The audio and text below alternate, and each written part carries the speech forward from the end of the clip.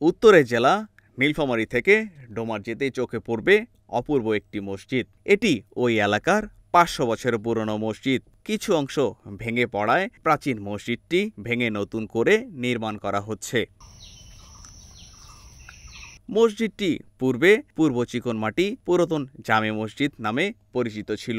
মসজিদটি কত সনে স্থাপিত তার সঠিক প্রমাণ পাওয়া না গেলেও স্থানীয়রা বলছেন এটি ৫০০ বছরের পুরনো। এলাকাবাসীর ভাষ্য, তাদের পূর্বপুরুষ অর্থাৎ তাদের দাদারাও এই মসজিদে নামাজ আদায় করেছিলেন।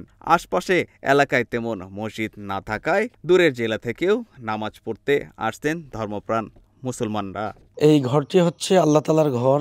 এই ঘর কতদিনে নির্মাণ হয়েছে, কতদিনে তৈরি হয়েছে আমরা এটা বলতে পারবো না। তবে আমি ৩ প্রজন্মে এসে যেটা বলতে পারি যে আমার নানা, আমার বাবা এবং আমি, এই ৩ প্রজন্ম থেকে যেটা আমরা জানতে পারি যে এই মসজিদের বয়স সর্বনিম্ন হলেও ৩ শতাধিকের ঊর্ধ্বে। এই মসজিদে আমার ১৯৮৪ সালে আমার জন্ম।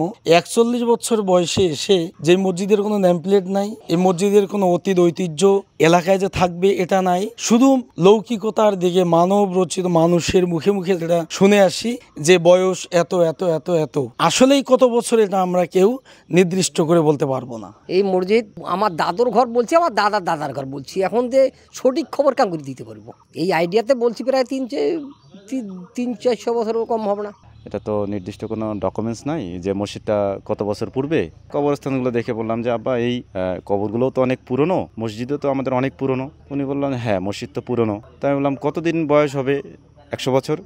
তো বললো না এটা নির্দিষ্ট বয়স বলতে পারবো না। তো দাদা বলতে পারে না। তো উনি বললো যে তোর দাদা তো দূরের কথা, আমি আমার দাদাকে বলছিলাম যে মসজিদটা কবে হয়েছিল। তো আমার দাদাও বলছিল যে তার দাদাও নাকি জানতো না মসজিদটা কবে নির্মিত হয়েছে।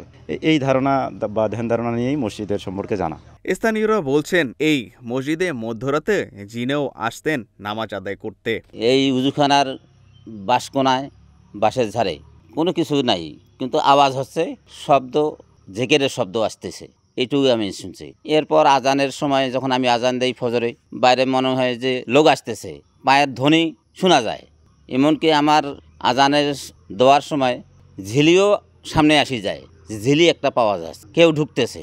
আজান দিয়ে পরে দেখতেছি কেউ নেই, এরকম পাওয়া গেছে। আমি রাত্রিবেলা ঘুমিয়ে আছি, তারপরে কিছুক্ষণ পরে আমি কিছু আমার একটা হয়ে গেছে, তো দেখি যে হয় নাই, করে হারিয়ে বেড়াইলাম। বেড়া শুটিয়ে এক ঘুম ধরেছে। তারপর 2টা লোক আসিয়া আমাকে দেখাচ্ছে, ভাই উঠুন না কেন, উঠুন না কেন, আসুন আসিনি জুম্মা আসি। দেখেছি এইখানে খাড়া জুম্মার কোনো জায়গা নেই, লোক মানে লোক ভর্তি আসছে।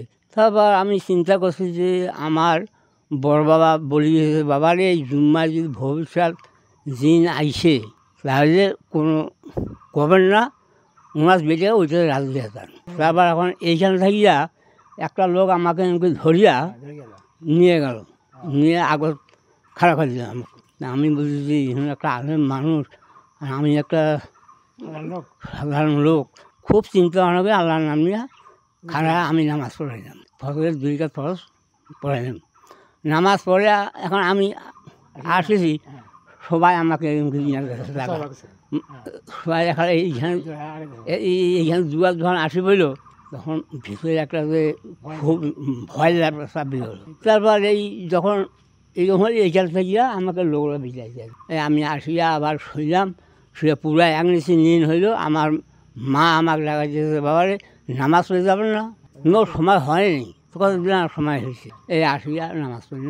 Sujan Hasan, news plus 71।